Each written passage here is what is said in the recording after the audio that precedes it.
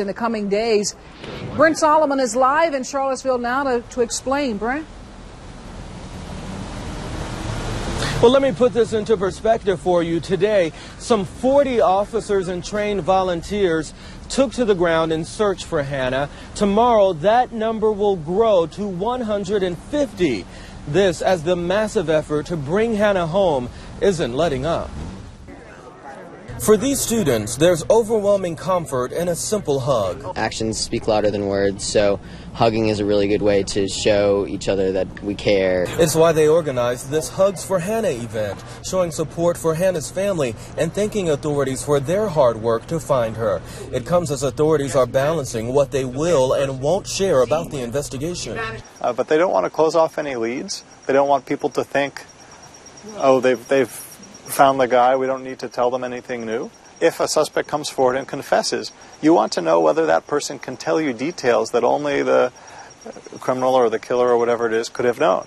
UVA law professor Brandon Garrett has worked with Virginia's Crime Commission and even helped train the very officers working the Hannah Graham case. Even with recent developments, abduction suspect Jesse Matthew was accused but not charged with rape in the past. Today, officers said they're only focusing on Hannah's abduction.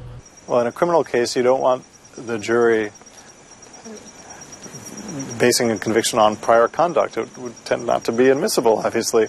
You don't do guilt by association, and the question is, well, has someone committed this crime? A question Hannah's classmates want answered, as 3 weeks into her disappearance has taken a toll. It's why St. Paul's Church across from campus is now keeping its doors open through the night. Students primarily have been coming in at all hours to pray, and it's a powerful thing.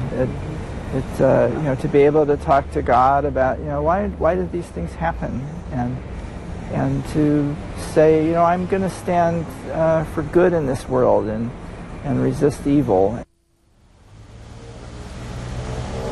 Now, some 3,500 tips have come in regarding this case, 200 by email alone. Tomorrow, investigators will focus on an 8-mile radius beginning downtown where Hannah was last seen all the way into Albemarle County.